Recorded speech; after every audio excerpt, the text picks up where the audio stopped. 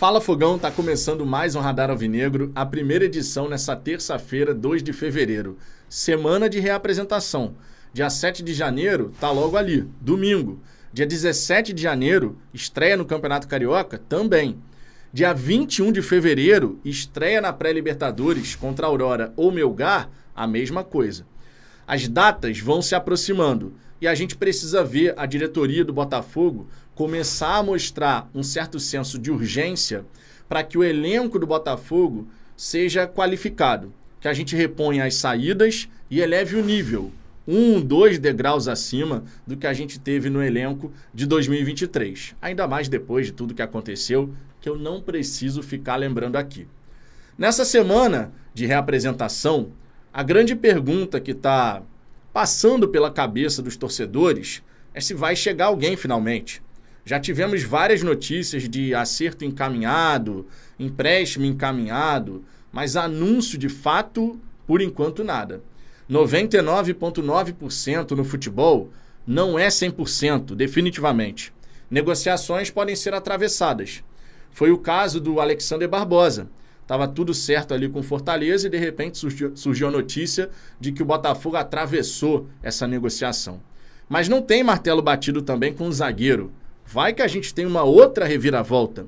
Tudo pode acontecer. Nesse dia 2, nessa terça-feira, eu espero alguma novidade. De verdade, seria muito importante para o torcedor botafoguense ter aquela convicção de que a diretoria estava meramente esperando virar de uma temporada para outra, porque existem certas questões burocráticas envolvidas nisso. Tomara que assim seja. E claro, para facilitar a vida de todo mundo, vale a gente fazer aqui um resumão do que a gente pode ter de novidade nessa primeira semana de 2024.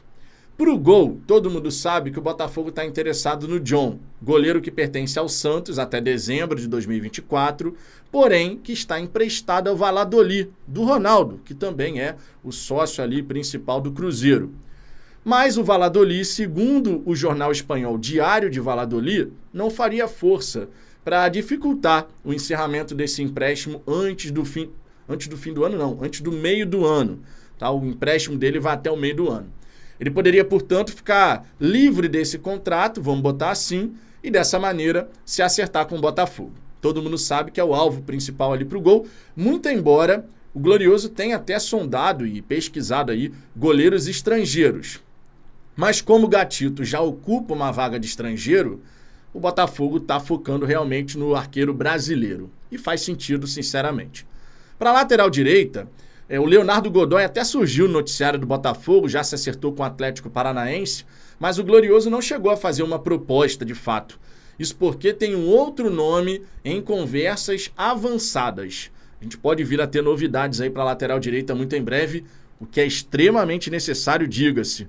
Não temos hoje um lateral confiável para ocupar essa posição. E a gente sabe que sofremos bastante, especialmente nesse segundo turno do Campeonato Brasileiro, ali pelo nosso lado direito. Então, é uma posição que a gente de fato precisa resolver e já falamos aqui no canal.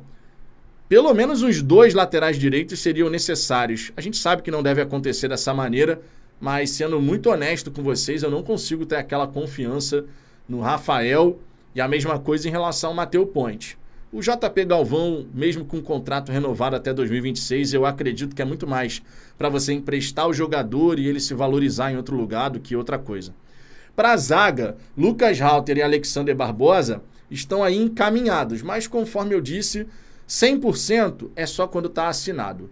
99,9% não pode ser considerado negociação concretizada.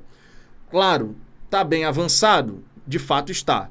Mas a gente precisa ver o contrato ali, né, decidido e resolvido. Que assim seja, que a gente tenha realmente essas 2 contratações.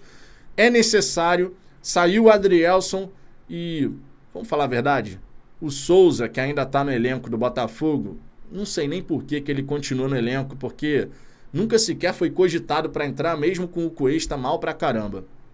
O Bastos, uma incógnita. Eu não acredito que ele seja o nível de zagueiro que ele apresentou nesse segundo turno do Brasileiro, nos poucos jogos que teve a chance de entrar. Mas, ao mesmo tempo, fica aquele ponto de interrogação. O que a gente pode esperar desse jogador? O Sampaio, a gente já conhece. Definitivamente não é alguém para ser titular do Botafogo ao longo da temporada. Então, 2 jogadores para a zaga, extremamente necessário. Que seja o Halter e o Barbosa aí, e que possam ter sucesso jogando juntos, inclusive. Na lateral esquerda, a gente ainda não tem, pelo menos, nenhuma notícia dizendo que o Botafogo está negociando com alguém. Então, por hora, dá para a gente imaginar que vá com Hugo e Marçal. No meio de campo, o Botafogo até foi atrás do Medina, você sabe disso, jogador do Boca Juniors. Porém, o Juan Román Riquelme, que foi um jogadoraço, agora novo presidente do Boca, resolveu fazer aquele leilão. Pegou a proposta do Botafogo, mostrou para esse, para aquele, até recebeu uma proposta melhor do Inter Miami, mas também rejeitou. O Boca, segundo consta, está querendo receber 15 milhões de dólares pelo atleta, o Botafogo chegou a 9 e por conta disso até se retirou dessa negociação, pelo menos por enquanto. Agora, tem outro jogador de meio de campo que o Botafogo está tentando, é o Roleiser. Essas conversas já estão acontecendo há algum tempo. Embora o empresário do atleta e o próprio jogador queiram ir para a Europa nesse momento, o Benfica, que é o principal concorrente do Botafogo, ele vai com tudo em cima do Marcos Leonardo, vai colocar uma grana bem considerável. E isso pode prejudicar essa negociação com o Roleiser, camisa 10 do Estudiantes de La Plata. Se não tiver nenhum time europeu que de fato vá fazer uma proposta pelo jogador, aumenta as chances do Botafogo. O Estudiantes de La Plata já vendeu um atleta para o futebol brasileiro, que foi o Leonardo Godoy, que fechou com o Furacão, lateral direito, conforme eu disse. E, de repente, pode ver a chance de fazer uma belíssima grana com o Roleiser. Que dê bom para o Botafogo. É uma negociação difícil, claro, não tem nem dúvida em relação a isso, pelo contexto. Vamos aguardar para ver o que vai acontecer. O Botafogo também tentou a contratação do Gregory, do Inter Miami, mas a proposta inicial foi rejeitada. Foi $1,5 milhão mais o Vitor Cuesta, totalizando ali uns $3 milhões, porque a diretoria do Botafogo acredita que o Cuesta está avaliado em $1,5 milhão. Só que o Inter Miami chegou a pedir R$5.400.000 a mais. A proposta do Botafogo girava na casa dos R$14 milhões, considerando o Cuesta como moeda também. E o Inter Miami está querendo grana, nada de moeda de troca em termos de jogador, está querendo R$19,4 milhões. Não sei se o Botafogo vai chegar nesse valor pelo Gregory, que também tem o interesse do Bahia. O jogador está lá na MLS, não está sendo tão utilizado nesse momento, e já se destacou bastante pelo tricolor baiano. Na ponta esquerda, já faz até alguns dias, tivemos a notícia do empréstimo do Jefinho encaminhado. Acredito que isso de fato vai acontecer.